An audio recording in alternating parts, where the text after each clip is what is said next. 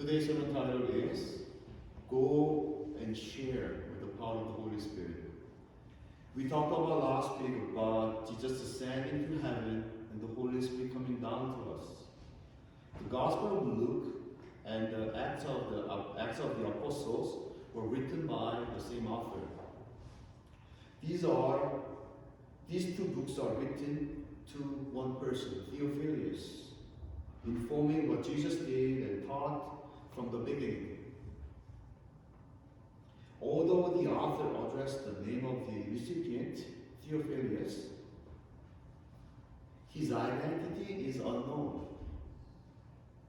So, it is a healthy approach for us to read and learn what the author explains to the recipient, as if the author provides information for us. Today's first reading, the Gospel of Luke, chapter 24, is the last chapter of the book, and the part we read is the ending of the book 1 of the author. And Act 1 is the beginning of the book 2. The book 1 ends with the promise of the Holy Spirit along with the summary of Jesus' life. Luke 24:49. And see, I am sending upon you what my Father promised. So stay here in the city until you have been clothed with power from above, power from high. Power from on high. Jesus is referring to the Holy Spirit. Book 2, Acts of the Apostles, starts with the summary of Jesus' life and the reminder of the promise of the Holy Spirit. Acts chapter 1, verse 5. You will be baptized with the Holy Spirit not many days from now. What does the Holy Spirit do? John 14:17 says, the Holy Spirit is the Spirit of truth. And John 8:32 says, and you will know the truth, and the truth will make you free. The Holy Spirit, the Spirit of truth, makes us free, sets us free. The immediate question comes in our mind is, free from what? John 8:33, the disciples asked Jesus. We are descendants of Abraham and have never been slaves to anyone. What do you mean by saying you will be made free? Verse 34, next verse, Jesus answered them, very truly I tell you, everyone who commits sin is a slave to sin. Are you free or not? Are you slave to something? Are we free to be our own selves? Are we living with our own freedom? Are we satisfied with our own lives? Are we free from sin? Are we free from hurt?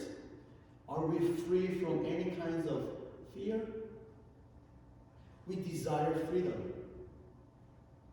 There is a promise from the Bible, from God. God will pour His own Spirit upon us. Why? Why is God making us free? What is the relationship between the Spirit of truth, Spirit of God, and our freedom? Acts 1:8. You will receive power with the when the Holy Spirit has come upon you, and you will be my witnesses in Jerusalem, in all Judea and Samaria, and to the ends of the earth. This verse has a direction. This teaches us to go out. Being witnesses is not just staying in our comfort zones. Being witnesses is not thinking only for our own benefits. We witness for other people. God promised the Holy Spirit for us. God pours out the Holy Spirit upon us, not just to make us happy, but to send us out for the benefit of other people. This tells us that our life is not about us. It is for other people. The first sentence of the book, The Purpose-Driven Life, is this.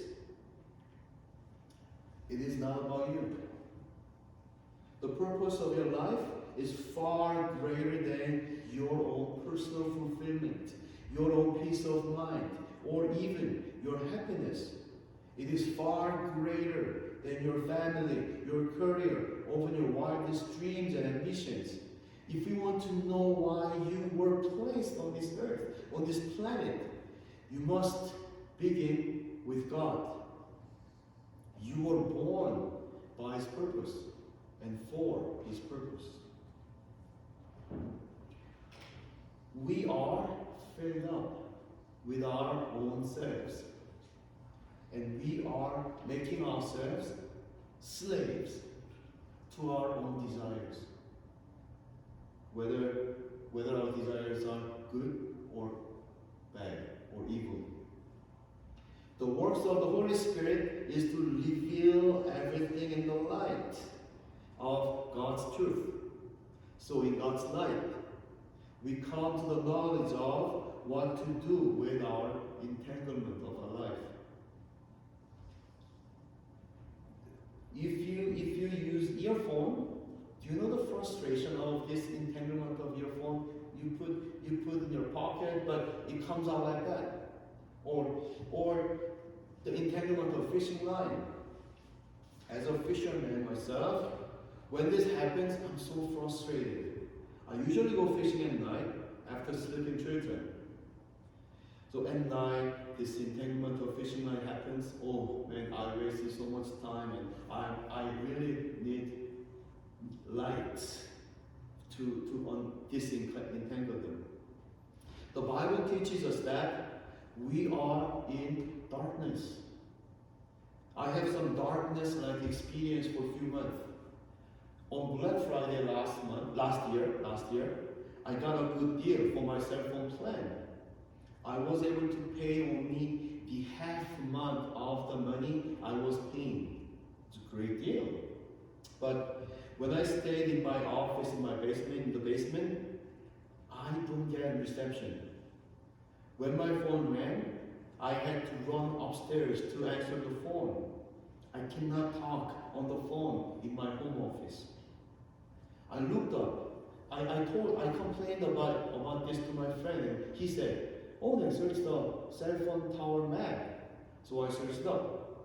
If you can see my home is there, and there is one, and there is one.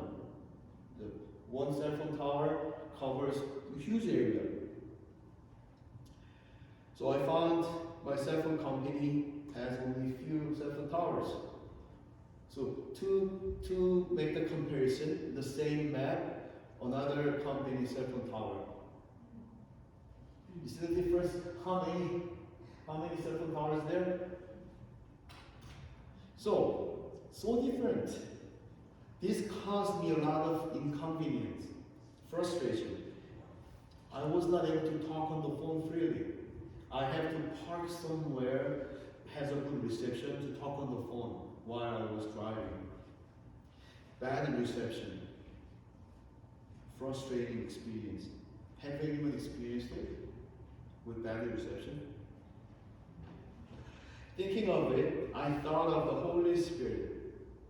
The connectivity of the Holy Spirit, connectivity with the Spirit of truth.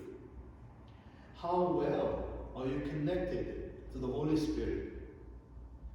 How well do you receive the signal from the Spirit of truth? How many cell phone towers do you have to have a good connection, good reception from the Holy Spirit? This truth shines the light upon us.